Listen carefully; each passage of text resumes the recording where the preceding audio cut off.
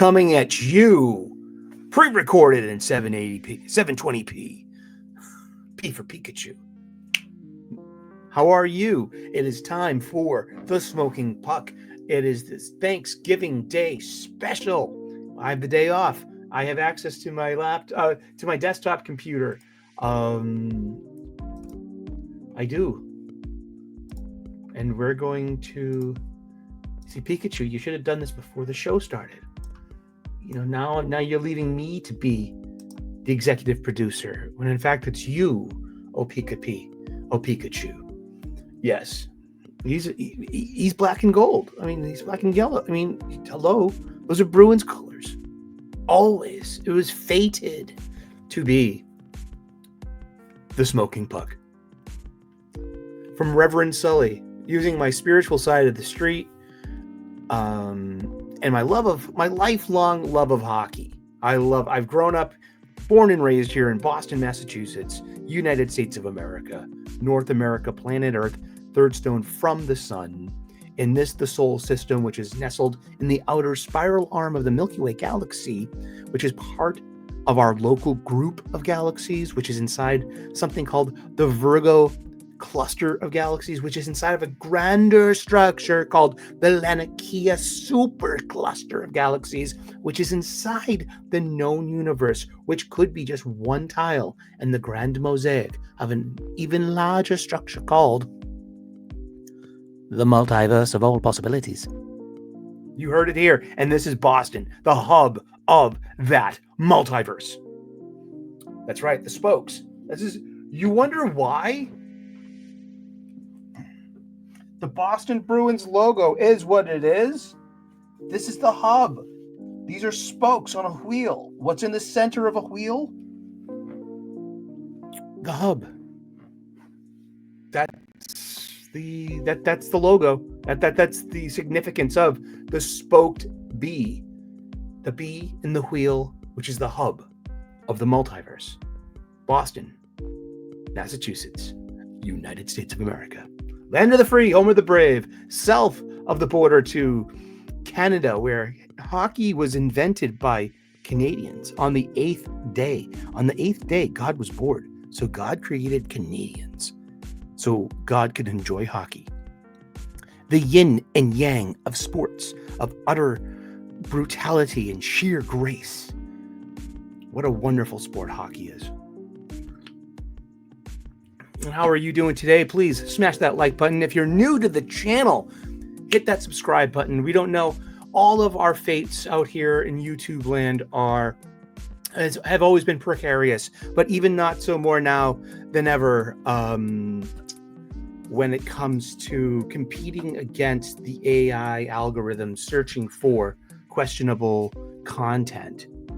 I've been bitten by this same snake too. You have to, if you're gonna wade in if you're gonna walk around these tall grasses, yeah, you should be wearing some calf high boots so the snakes don't bite you. That's a metaphor. And welcome back. See this? That's from the Winter Classic 2010. Some swag, the seat cushion in Fenway Park, Monster Green. And, so that was at the Fenway Park against the Philadelphia Flyers. Wow, it was so cold. But it was fun. It was a lot of fun.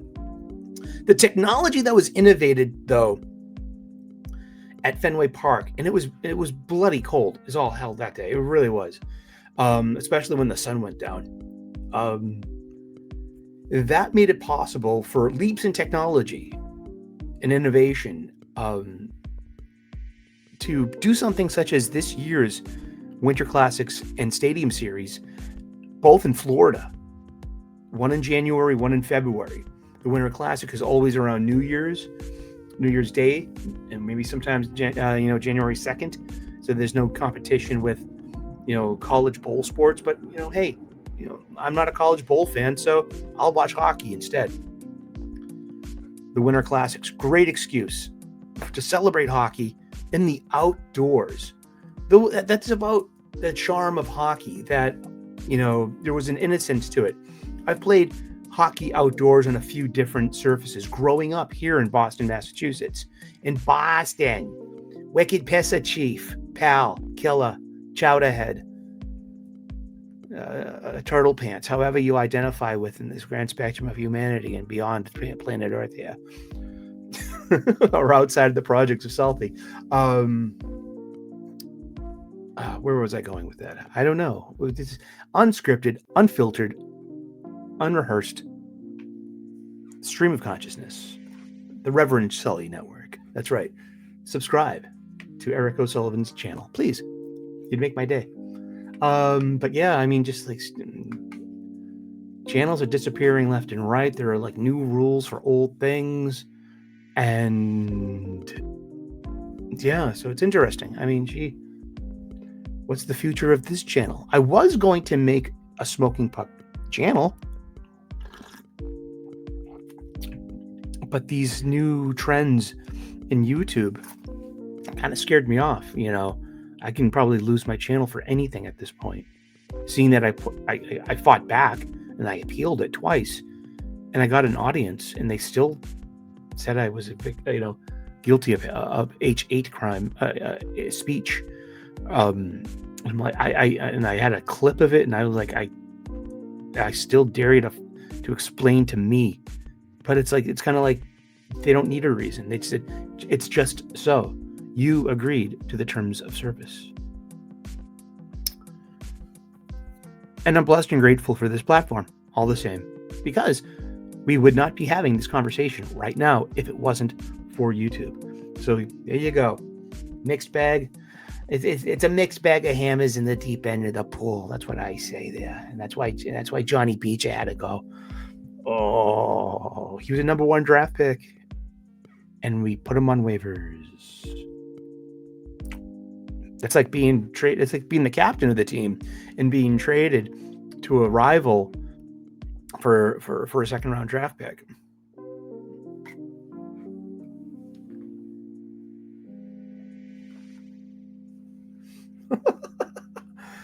Oh, Captain, my Captain. Yeah, so welcome to the Smoking Puck, the Boston-based hockey vlog. I hate that word, vlog. Sounds kind of nasty. Filthy, as the girls say on the internet about goals and about cellies. Oh my God. Celly. Not to be confused with your friend Sully, but a celly. Celly. Celly. Short for celebration. There's like girl speak all over hockey social media. And because we need to make a place at the table for women, and however, they can't be on the ice, playing the game. Eventually they'll, like, I was watching some NBA yesterday at the bar. I was at the bar eating a cheeseburger, having a pint of Guinness, and watching the Bruins play the Islanders in Long Island. Great game. We won. Talk a little bit more about that later. But on the other television was the Detroit Pistons at my very own TD Garden here in Boston. And what is I don't even understand the Emirates NBA Cup. It's like it's not even mid-season. The season just began, but it's some kind of interior competition that, like, it's just like a little challenge. You know what I mean? How do you qualify? I don't care. I'm not a basketball fan, but I mean, I guess it's an excuse to get people out of the house and, and on to, going to a basketball game. It's a fun time. Really is. We share a house with them. It's so interesting. Bruins crowds and Celtics crowds are very different. It's but we share the same house, and we both contribute to this like really big fan energy, and it's a good experience. Yeah, it's Boston. When teams are not doing well and performing, they let the coaches, the players, and the owners know. They do. That's part of sports culture. That's been part and parcel with sports culture. Something miraculous happened in the year 2001. The New England Patriots won a Super Bowl. But since then, in this 21st century, Boston has been a city of championships and victories. And, the Bruins have contributed to that. 2011 Stanley Cup champions, 2013, 2019 Stanley Cup finalists. There's been a lot of good hockey here. Only one team can win the championship every year.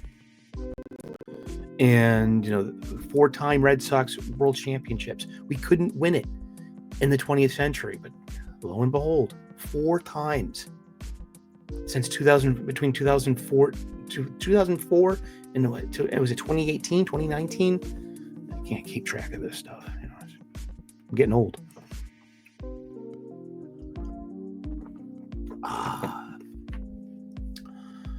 Let's look at my Twitter.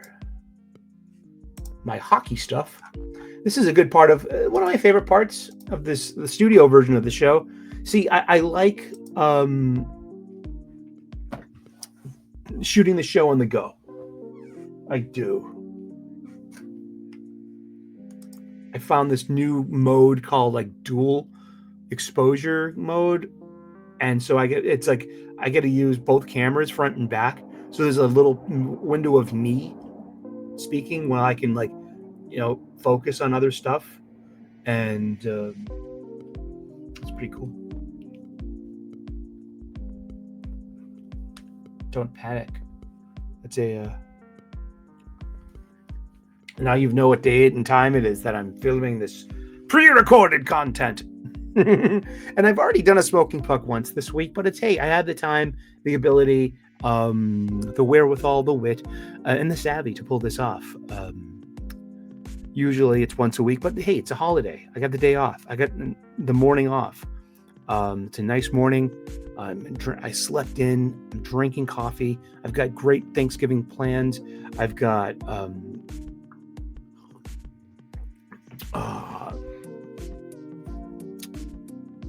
and I've got just peace and blessed and grateful. Thanks. I give thanks for that. I give thanks for all of you out there, all of you hockey fans, all of you followers of here, the Reverend Sully Network. Subscribe. Just be part of your day. Pop culture, cooking, spirituality, hockey, bunnies, planets you can see with your naked eye. It's a potpourri here. Confounds the algorithm. And that's my, I heard it from other YouTubers. If you want your channel to have, blossomed, like say 4 or 5 years ago with the old rules and the old, there was a recipe to it, and that be very specific. Don't deviate. Do comic books on one channel, have a second channel for cooking, another channel for spirituality. If that's too much effort for me, I was going to do a smoking puck channel.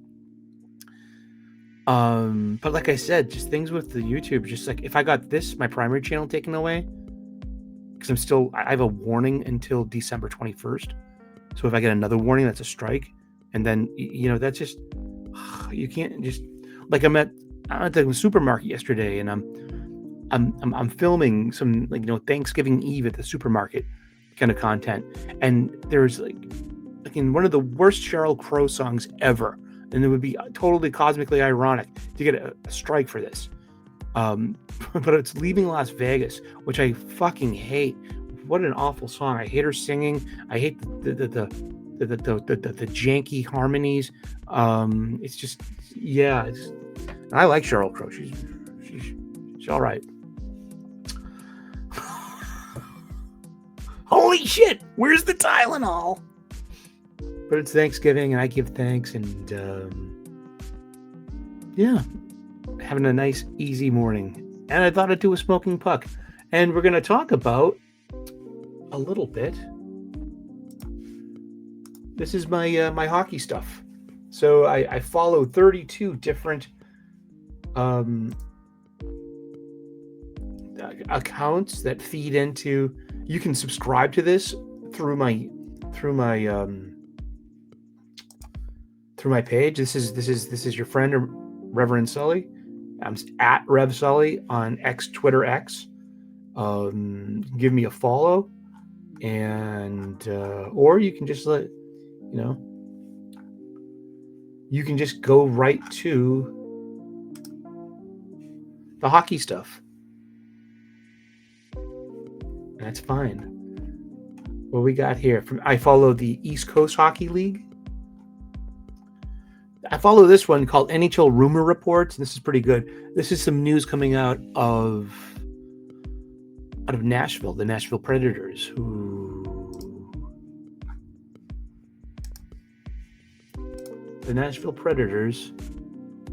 are in last place in the Central Division. Every division has 8 teams. And it's just like, yeah, that's huge. And you want to add 2 more teams and make an uneven league or something like that? In 23 games, they have 7 wins, 12 losses, 4 overtime losses for 18 standing points. And their goal differential is negative 26. That means goals for. They've scored 58 goals as a team over 23 games, but they've let up 84 goals. That's the difference. See, those are simple stats. Those are stats I grew up with. I can understand those stats. You have a streak. In the last 10 games, the Avalanche are 10-0-0. They are on a 10-game win streak. The Colorado Avalanche right now, but they could be peaking too early too. I mean, everyone's talking about, Avs.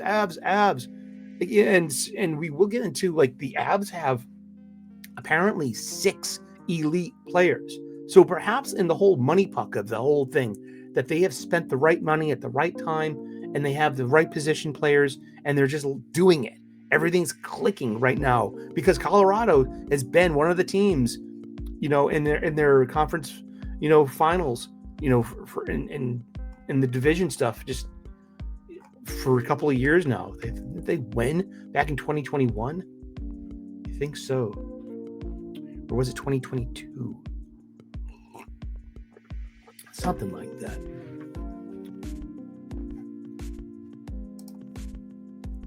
Oh, back to the NHL Rumor Report.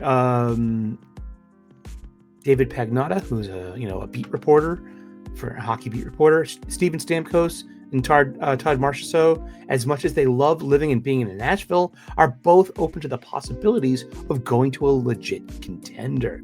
Stamkos is 31 years old, former All-Star in Tampa Bay, big force of winning Stanley Cups, plural, in Tampa. And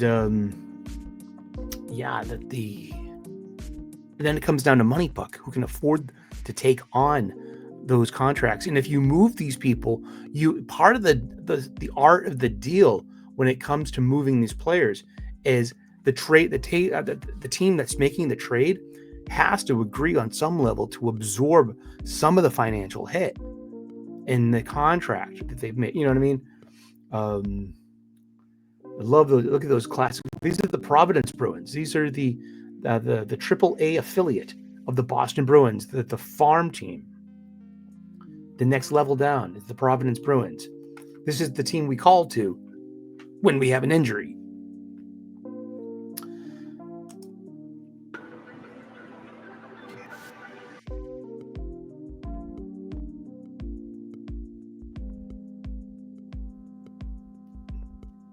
It's always a good time going down to Providence to see a game. Let's see, Tony Ferrari in the CHL USA Prospect Challenge.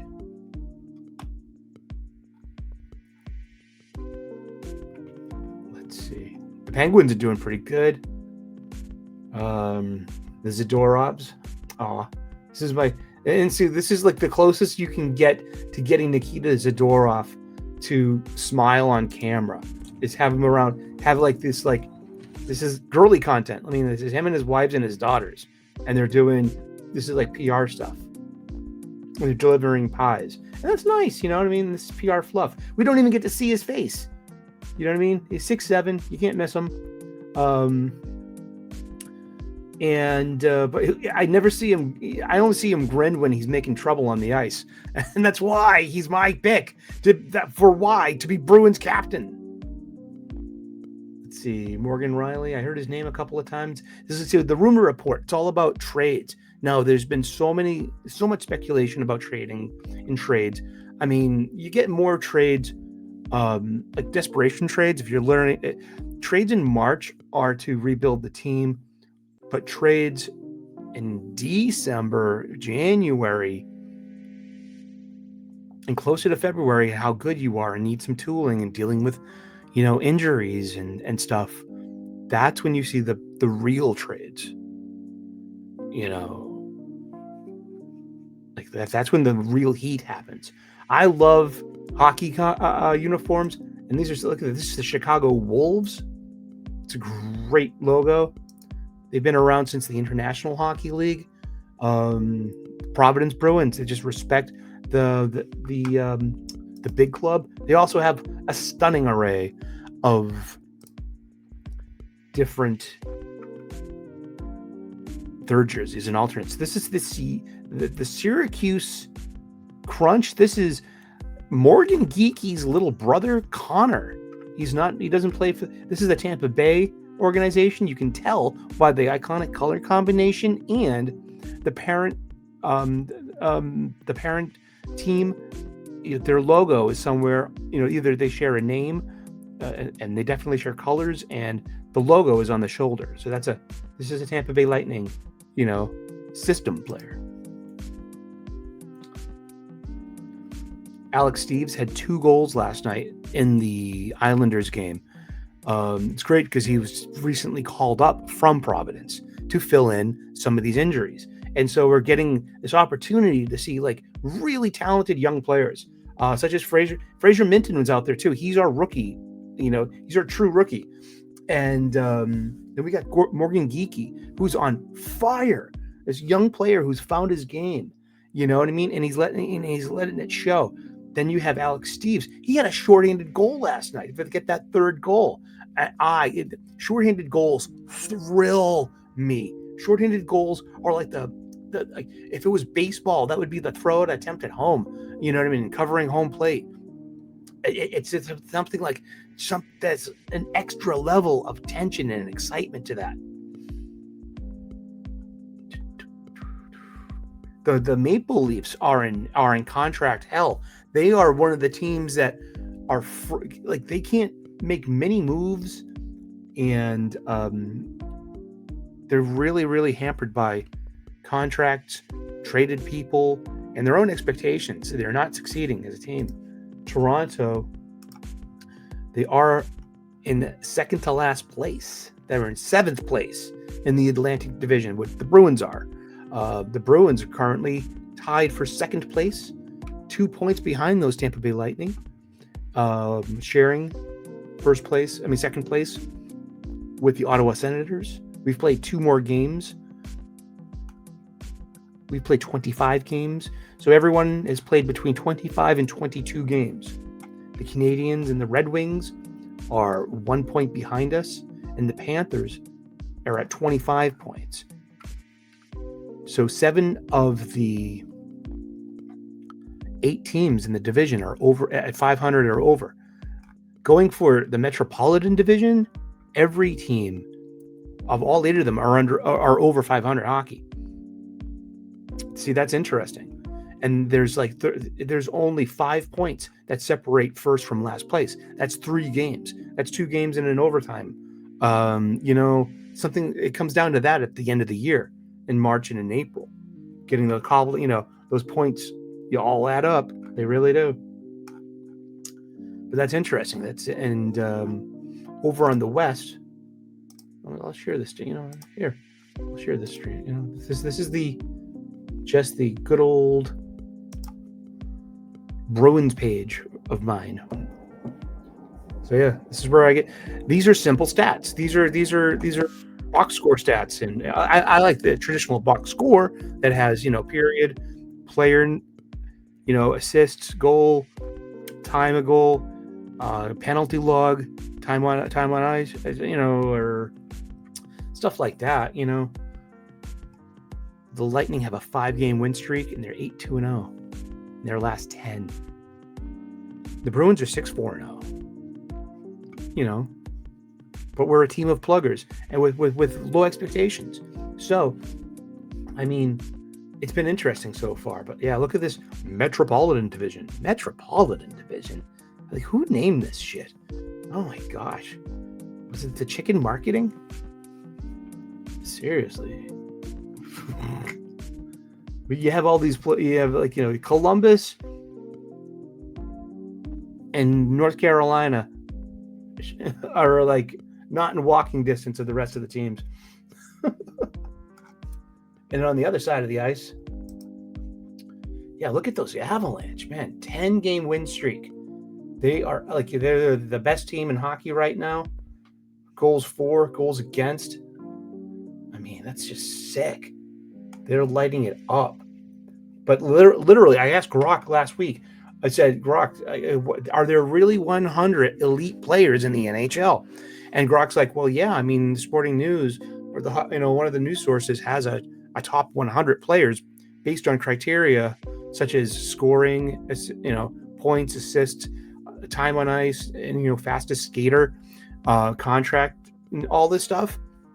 And I correctly identified that, yeah, the Bruins have 3 elite players: Pastrnak, Swayman, and McAvoy. And that's, look at their contracts too. And now you can say that, is Geeky an elite player?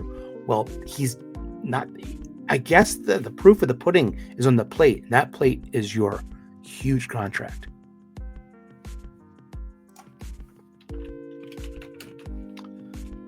Morgan Geeky, Canadian hockey player. Contract. Yeah.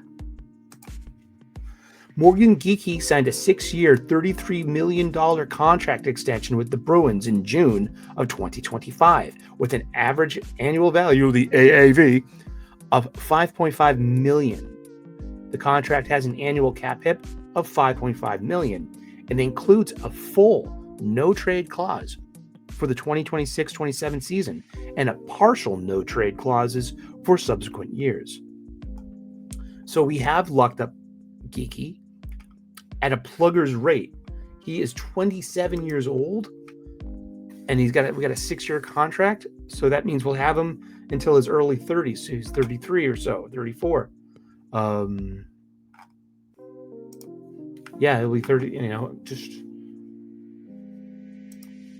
So yeah, he's under contract. We got him, and at a value too. So I mean, being an elite player would mean, like, hey, at the end of that contract, if he keeps going how he's going, he'll definitely, if the Bruins want to keep him, they'll renegotiate that contract and extend them in a couple of years.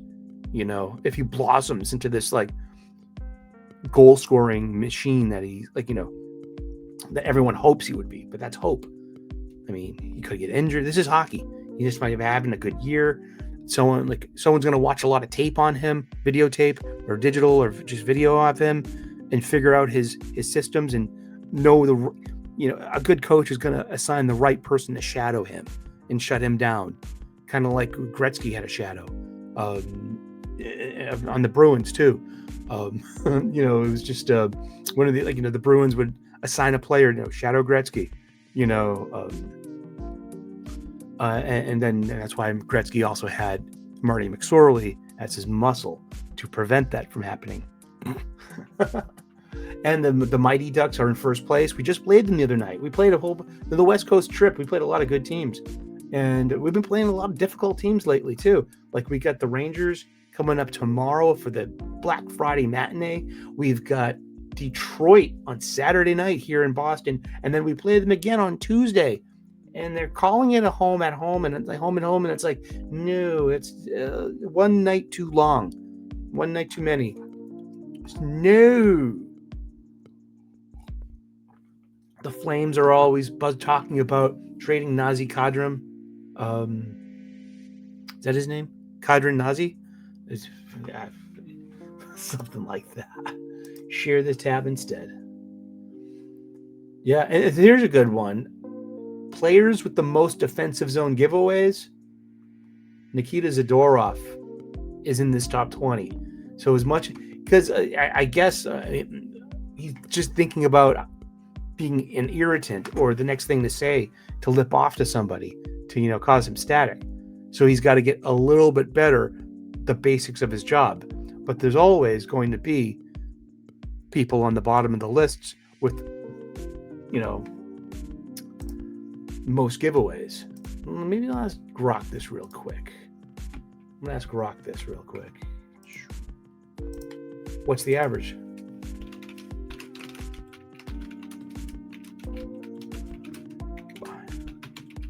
What's the average giveaways by defenseman this season? Why not? Sorry, I don't mean to yell at you.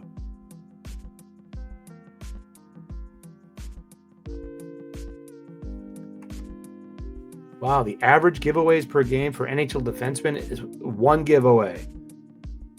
1.04.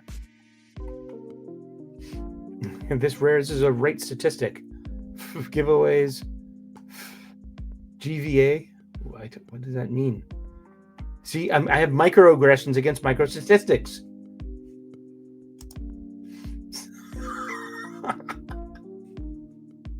I do. I admit it. Let me go back to Yippee-ki-yay here. Okay, I asked Grok a simple question, and I got a good answer. Because Grok can be listen, I used the Google AI today, and they make simple errors. And every time you catch an AI in error, please feel free to correct it, because you are contributing to its overall how it learns. And this is like a real kind of criticism cycle thing. You can directly contribute to it becoming better. So it said like the next Bruins game is a home game against someone in mid-December. I'm like, no, Grok. And it wasn't even Grok. No, it was the Google AI. The Google AI? The Google AI. The Google AI. And they was like, no, we host the Rangers tomorrow at 1. What are you talking about? And thank you for the correction.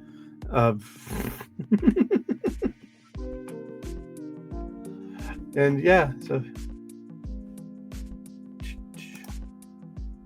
here we go. All right, let's read.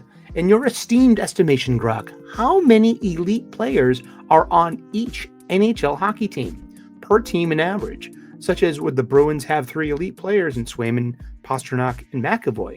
And that's a good standard for the league. Some have less, more. And this is great because it says, in my estimation, defining elite NHL players is inherently subjective, but can be grounded in objective projections. The top 100 skaters and goalies entering the 2025-26 season, as ranked by ESPN's annual NHL rank. Factoring in recent performance, age, role, and expected impact. This captures perennial all-stars, Hart Trophy contenders, and high-end producers who drive team success, roughly the top 15% of the league's active roster. Other sources like CBS Sports Top 75 yielded a similar about 2.3 average, but skew lower due to the shorter list. My Boston Bruins example is spot on as a league standard. They entered the 25-26 season with exactly 3 elite players. David Pastrnak was a number 11 overall draft pick. Charlie McAvoy was a number 58 draft pick, and Jeremy Swayman at number 93. Also, all 3 of these players have the biggest Bruins financial, devotion and contracts. And as we just learned, Morgan Geekie just signed a similar contract that Trent Frederick signed in Edmonton.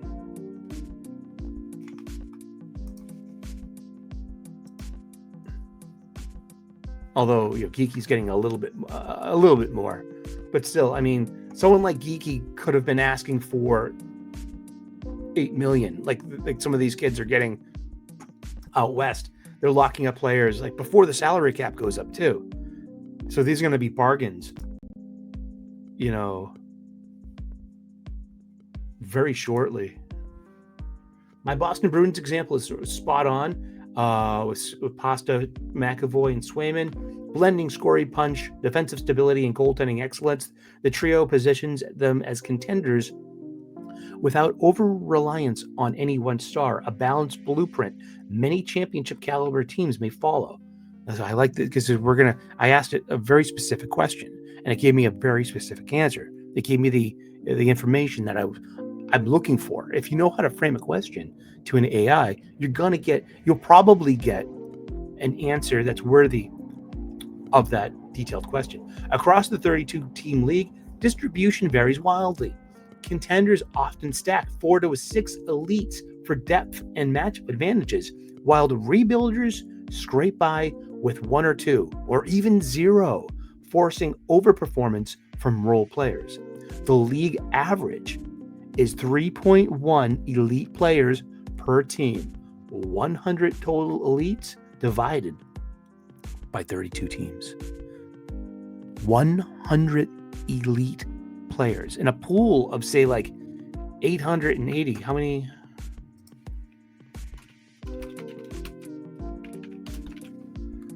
How many NHL players are there?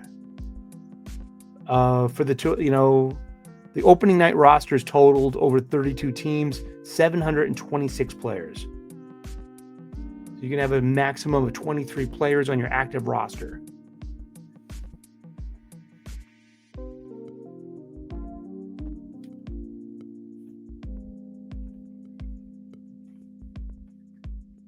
What? I hate math. I don't hate math. 23 times 32 equals 736. So yeah. But 100. And so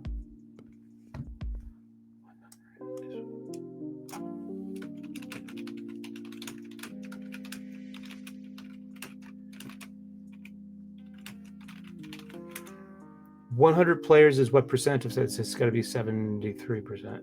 It's so 13.59% of the league are elite. It sounds like a lot. Or is it that diluted talent? But here we go. Here's like a full breakdown by team based on ESPN projections. The Anaheim Ducks only have 1 elite player, but we asked the computer. Now there's probably room for a couple of more players on that team.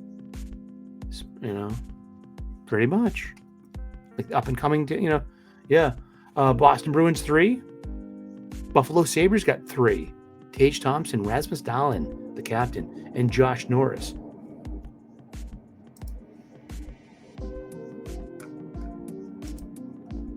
And the Sabres are in last place.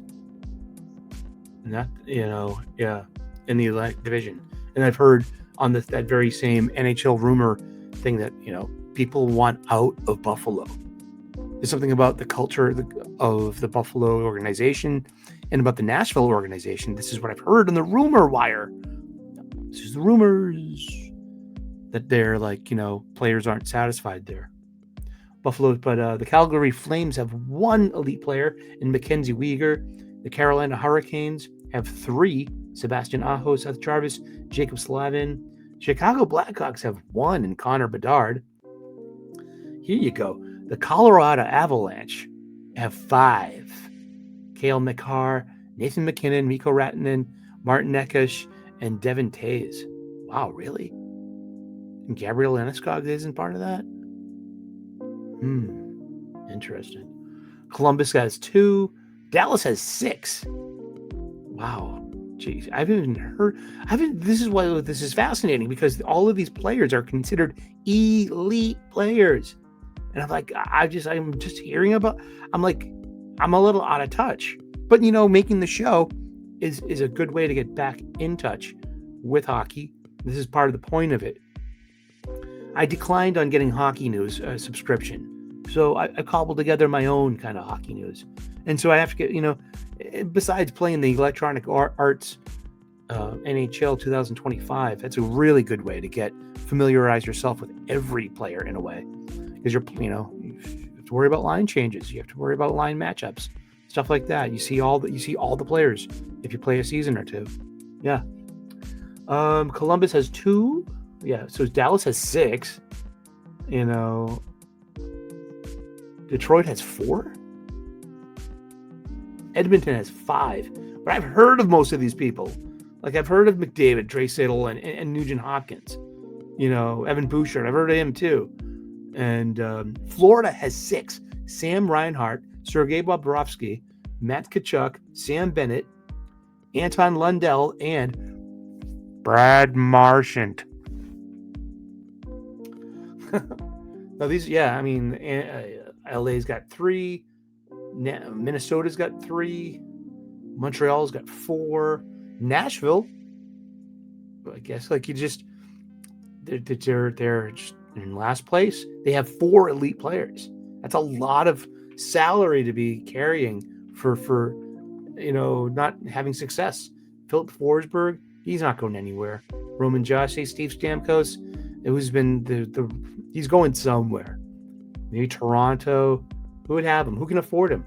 Who's gonna what's the deal gonna be? New Jersey's got 5. Interesting. New Jersey's been doing well too. The Islanders have 3, plus that rookie sensation Matthew Schneider. Was it Schneider? Schaefer. And New York's got 4. And considering JT Miller, sure. Ottawa's got 3. Flyers got 1. Penguins have 1 elite player in Sidney Crosby. Are you kidding? If Jenny Malkin is no longer considered, jeez. All right, if you say so. San Jose Sharks got 1 elite player in Macklin Celebrini, who I believe is their rookie. He's 19 years old. Yeah, this is his, he won the Hobie Baker Award.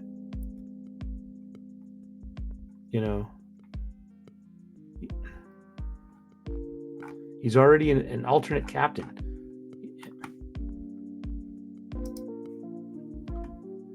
The Seattle Kraken have 0. None in the top 100. St. Louis Blues got 2. Tampa Bay's got 6. Wow. Really? Toronto's got 4. They struggle on the ice like that. Utah's got 3. Vancouver's got 2. Vegas Golden Knights got 3. Washington's got 2. Yep. Ovechkin and Wilson. And the Winnipeg Jets got 5. Winnipeg Jets got 5. And they're in 6th place in their 8-game division. They're over 500, though. 24. But the Avalanche are owning that division. And the Dallas Stars are right behind them, too. 15, 5, and 4. So teams like the Stars, the Panthers, and the Lightning exemplify more is better and elite depth that sustain playoff runs, including Florida's 6, including 2 elite goalies and multiple 30-goal scorers. On the flip side, squads like Seattle or Pittsburgh, with just Crosby carrying the load, highlight vulnerability. They often miss playoffs or flame out early without supporting casts. The Bruins' 3 strikes that balance perfectly and a firepower to compete, but room for role players. Well, this is another time. I'm a Brad Marchand fan, Grok.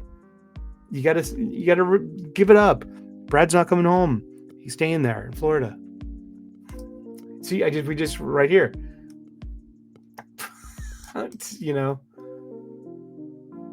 Exactly. Let me just say thumbs down. Tell us more. Brad Marchand.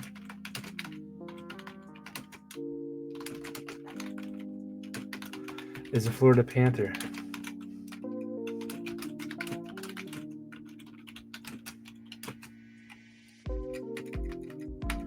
The article. You say he's a Bruin. You better. There you go.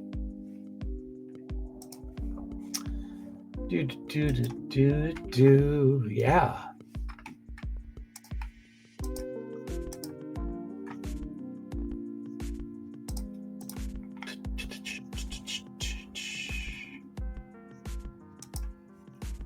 Oh, yeah. Back to my...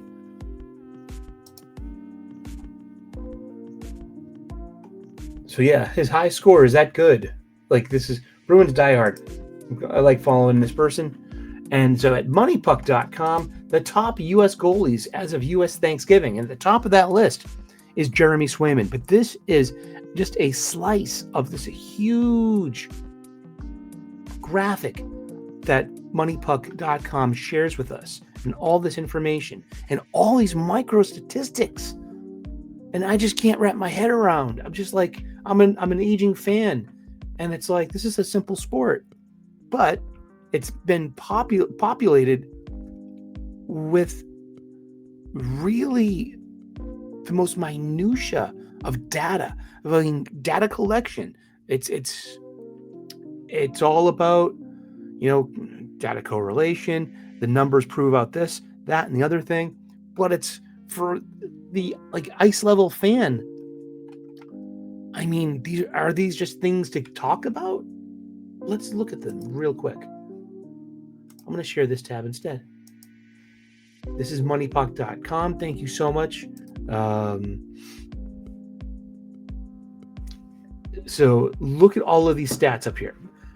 Games played, goals against, expected goals against. That comes from, all of the accumulated data over time. So the expected, those are micro statistics that I have microaggressions with. The whole expectation things. You need to let go of your expectations. Therefore, you will free yourself to the possibilities of things and not be cribbed in by your own expectations. See, Reverend Sully, it's the spiritual side of me. But expected goals against, his expected goals against, he was supposed to have 60 so far in 16 games that he started, but he's only let up 43 goals. Goals saved above expected, 17.5. Goals saved above expected per 60, 1 point per 60. What? So you're losing me. This is I'm so glad. This is like the SAT or one of those standardized tests. Where's my number 2 pencil and my Scantron sheet? I can't. This is not fun. I can barely wrap my head around the modern salary cap stuff, because that's where a lot of the conversation, is going to go. So if looking at your team and look what, the players on the ice, and why someone like the Maple Leafs might be stuck where they are and might have to do what the Bruins did last March and dish away 7 players for prospects. But on the other hand, we got Steves, we got Minton out of that stuff. We got Victor Arvidsson out of that. And so it's changed the character of the team. It's got, we have a new coach. The players seem to be listening to their coach. With all the trade rumor talk, there is no trade rumor talk about Boston, because we don't have that kind of room, wiggle room in contracts and salary cap. But the big thing is that this is the team we're going with. And in the system we're going with, in conjunction with East Coast Hockey Leagues, Maine Mariners, and the American Hockey Leagues, Providence Bruins, we're working within our system with our players, the hand we are dealt. If we need to make a trade, it'll happen. Do we need to make a trade? I think that's the thing. That's the question. And I say no. I don't think the Boston Bruins need to be making any trades right now. They're above expectations. Expected, all these. Okay. So goals saved above expected per 60. Is that per 60 minutes or per 60 goals? See, yeah, exactly. What does that mean? Oh no, I just hit a button. Oh gee, I just messed. Now this is the spreadsheet. I just messed everything up. I'm going to close this and come back to it.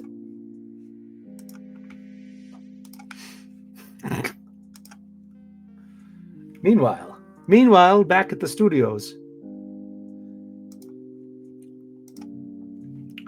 Money Puck, where are you? NHL goalie advanced stats. So here we go. All right.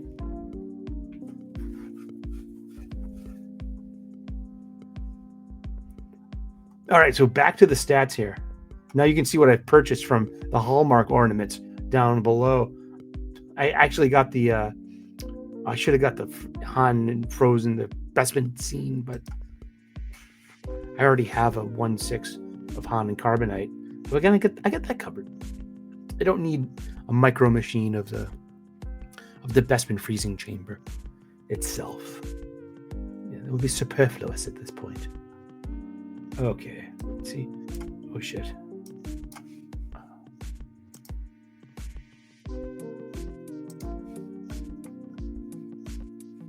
Where did it go? Try that again. All right.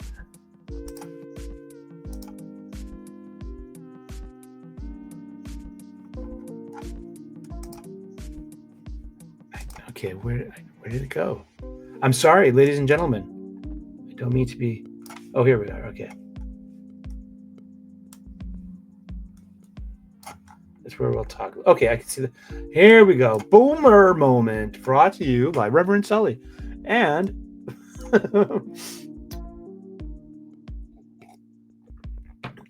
so yeah, Jeremy Swayman is above expectation. I think that's the gist of what the conversation is. That's great. But yeah, per 60. I mean, I don't know what that means. Percent of expected goals saved above average. Save percent on unblocked shots. Okay. That's okay. Expected save percent on unblocked shots. So, is it two extrapolations of the same data point? I don't know. You look at all these, like I said, okay, here we go. We keep going. This is PowerPoint presentation. Chicks dig this shit. Spreadsheets. I don't think this is about the feminization of the sport. If you want proof of that, you got to look at the social media accounts of the individual teams in the league. Words like filthy, words like selly, SCELLY, short for celebration. Yeah, guys don't really talk like that. Chicks do. And their fascination with the word filthy is just amazing. Just goals can be nasty, but the whole filthy thing, I mean, I don't understand. Yeah. All right. So save percentage. Okay. Save percent above expected. Save percentage on shots on goal. All right. Goals against average. That's a real stat. All right. His goals against average in 16 games is 2.86. That is a stat. All right. Now his expected goals against average is 3.76. Goals against average better than expected. I don't even know what that means. Wins above replacement. Ice time. That's a stat. That's a decent stat. Here's a good one. Rebounds per save. Wow. So wow. Someone's got to count that. I hope it's good money. Wow. Look at all of these stats. See, microaggressions against micro statistics. This is the modern hockey conversation. And, I get, this is kind of like, and it reminds me of my fandom spheres. And when people and pundits and voices count other people's money, such as, was Superman a good movie? The whole James Gunn Superman. It did not make $1 billion. I thought it would make $2 billion, but I'm not and what was its budget versus what was its box office? And was it a flop? Did it was it a failure because it didn't meet this expectation? And I'm like, did you like the movie? Did you watch the movie? Did you like it? Did you have fun? Because sometimes movies, that's all that matters. They get a second life on home video, so we get this whole thing of expectation culture. And, when they don't meet, counting other people's money. So it's more of like, I see there's some kind of parallel and maybe and what to talk about. We need to be talking about things in order to perpetuate this ongoing conversation. And just the conversation has been going on. And there are places for all of these stats. It's like, they have an equal amount of micro statistics for forwards and defensemen. These are just goalie stats. These are goaltending stats. Okay. And let's see. Puck freezes per save. Sure. Goals against. He's let up 43 goals in 16 games. Hence, is 2.68 goals against average. See, those numbers are old school. Saves on shots on goal. Nice. Saves on unblocked shots. Percent of shots attempted blocked by teammates. Now that's an interesting stat. We were talking about that in an earlier episode or this week about Charlie McAvoy's injury. He got standing up. The puck left the ice surface and hit him in the face. Imagine if you're blocking a shot. You are asked by your coach to lay down defense, to put your body in between the shooting puck and the goaltender. And this is a vulcanized piece of rubber that is rock hard and ice frozen. And you're asking to be hit at any point of your body with the protection that you have underneath, these shoulder pads, girdles, shin pads, thigh pads. Blocking shots is that's scary shit. Expected percent of unblocked shot attempts on goal. Say that 3 times fast. Expected stats. So this whole expected stats thing is weird. I just don't get. I could get it. See what I think. I've asked Grok. I have asked Grok. Let me see if I can pull it up. Asking Grok.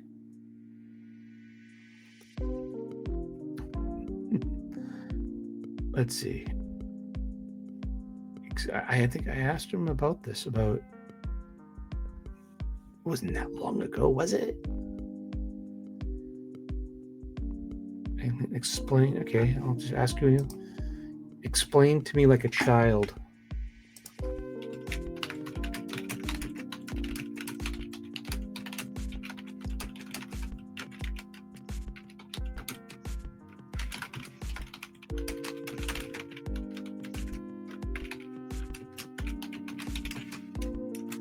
Explain to me like the child the value of expected statistics. Okay, kiddo, imagine you're playing on a super fun game of road hockey with your friends, and you want to figure out who's actually the best player. But it's not just about who scores the most goals by luck. Sometimes a kid shoots a puck 1,000,000 times and only scores once because the goalie is amazing or the puck bounces funny. Other times, a kid barely shoots but scores every time because they got super lucky. That's not fair, right? We want to know who's really good, not just who got lucky. That's where expected stats, like expected goals, come in to the NHL today. They're like a magic scoreboard said, hey, based on how good the shots were, where they were, how close they were to the net, was the goalie screened, was it a one-timer, etc., this team or player should have scored this many goals, even if they didn't. And so yeah, expected goals equals hockey ways of saying nice try, that was an A shot, A+ shot, even when the puck doesn't go in. Pretty cool. No. Sorry. Okay, more stats. Stats for your hats. Keep it under your hat. Expected okay. Low danger unblocked shot attempt save percentage. Expected low danger unblocked shot attempt save percentage.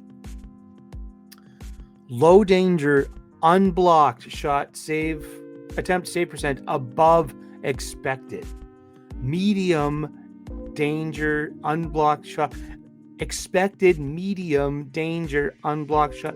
Medium danger. Oh my God. High danger. Expected high danger.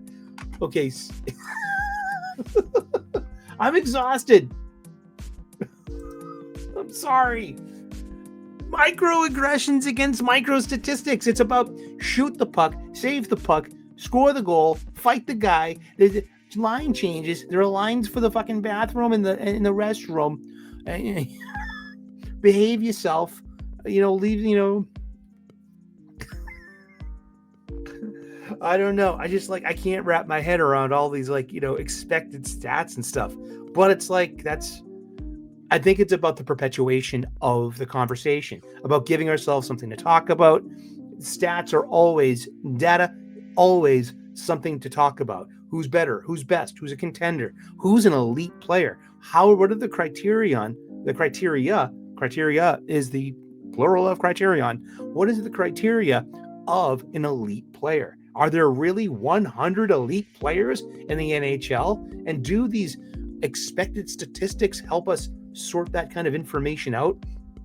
Are there really 100 elite players in any sports league? Or is that just a sign of bloat, of overexpansion, of too many teams, too many players? Is it possible to have 100 elite players in a sports league? I don't know. But I'm here for this conversation, and I'm here for that, and here for you. So please like and subscribe. If you haven't subscribed already, please subscribe to the channel. We're a small growing channel. We talk about a bunch of different things: hockey, pop culture, comic books, cinema. We talk about cooking, spirituality, and we try to bring a positive spin to things. The world's a dark enough place. So let's enjoy ourselves. Let's have some fun with our entertainment. Seriously, with our food, with our sports, and with our fictions. It takes about like letting go of your expectations in a way, and just simply being entertained in what the night has to offer. Your table, your plate, the game you go to, or the book you open. And if it's causing you suffering and stress, find something else to do. God bless. Namaste. Good luck. Thank you so much. We will see you out there on this smoking park. That's right. Thank you so much. Cheers. Bye-bye.